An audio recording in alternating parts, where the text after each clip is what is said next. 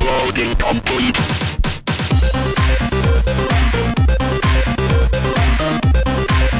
Hey guys, welcome back to Smarty's Untitled review show, and it has been a long fucking time since I've done this show. I think the last thing I reviewed was Tusk? Yeah, it was definitely Tusk, yeah. Man is truly a walrus at heart. So, I think we need to get back into games for a little bit, seeing as the fact that there are going to be a lot of awesome titles coming out, and I want to try and get my hands on all of them. And speaking of awesome titles, let's get into today's one. Now, as you guys know, I am a huge fan of movies, specifically horror movies.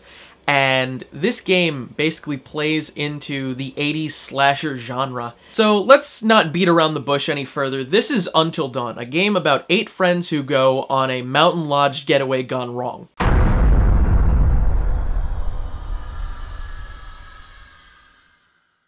Until Dawn is a horror game about 8 friends on a remote mountain getaway gone wrong, as things quickly turn sinister and they start to suspect that they aren't alone. Every choice you make while playing as each of the 8 friends will carve out a unique story, determining who lives and who dies. So, I'm gonna be honest with you guys, this game's a slow build. The first hour consists of almost the first 2 chapters, and it really is in full tutorial mode for a majority of it. Until Dawn is very much a cinematic experience. It plays out like a cabin-in-the-woodsy slasher horror movie while including psychological aspects of current horror films. In the first 15 of this game, it feels like a mishmash of Heavy Rain and LA Noire, in the sense that it has the visuals of a Quantic Dream title and the controls of a game like LA Noire, which can be bad or good. The prologue of Until Dawn has shown me that the motion capture seems very off and has this uncanny valley feeling to it. That, along with the awkward dialogue at first, gave off this really creepy feeling. And yeah, speaking of creepy, let's talk about this guy. Yeah, this guy. Fucking psychiatrist dude, Dr. Hill, creeps me the fuck out. His face, his clothes, his accent, everything about him scares me. I don't know if he's supposed to be like this Twin Peaksian sort of character thrown into like the 80s slasher blender, but he just creeps me out. The therapy sessions, much like the butterfly effect, seem like they're going to be an important role in structuring the story, shaping how exactly you're going to experience the game.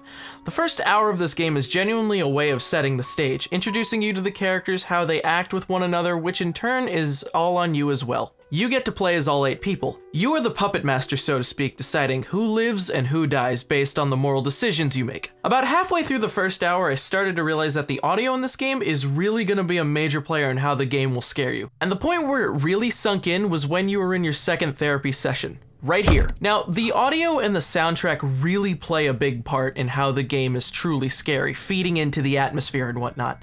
I mean, sure, the cabin reminds me of something out of The Shining with its atmosphere, basically becoming its own character. But what really makes it is a stinger for a jump scare, or say the building of the strings in the background when you're heading down a dark hallway with only a lighter as your main source of light. I also noticed that even though the game looks great and sounds great, there's always this sense of awkwardness that comes to the dialogue. Key example being in the half-hour mark. I know it would mean so much to Hannah and Beth that we're all still here together, and I'm thinking of them.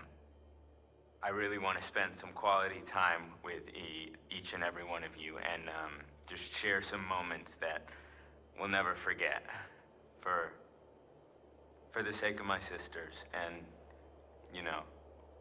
Okay, so let's party like we're fucking porn stars, okay? Make this one trip we will never forget, alright? Like, the fact that he can say that knowing that these people are experiencing the same sort of guilt and dread surrounding the disappearance of their 2 friends, that's kind of fucked up and awkward.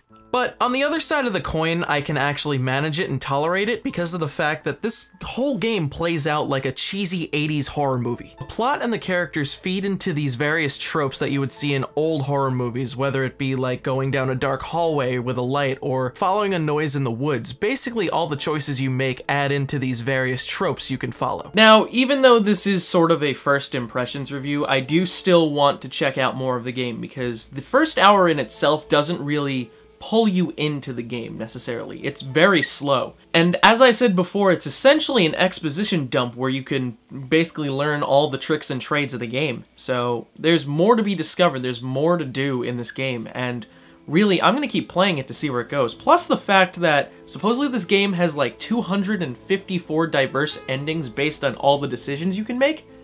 There's a lot of content that I need to discover in this game.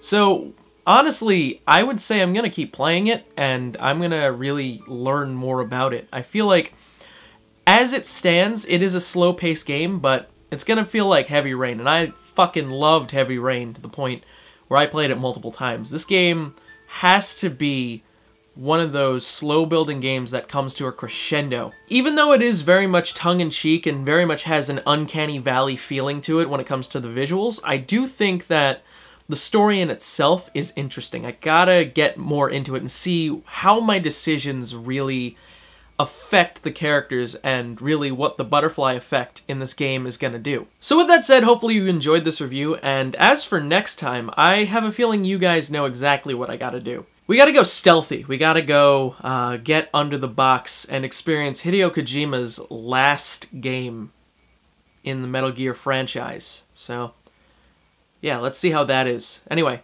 with that said, I'll talk to you guys later. This is Smarty, signing off. Bye-bye.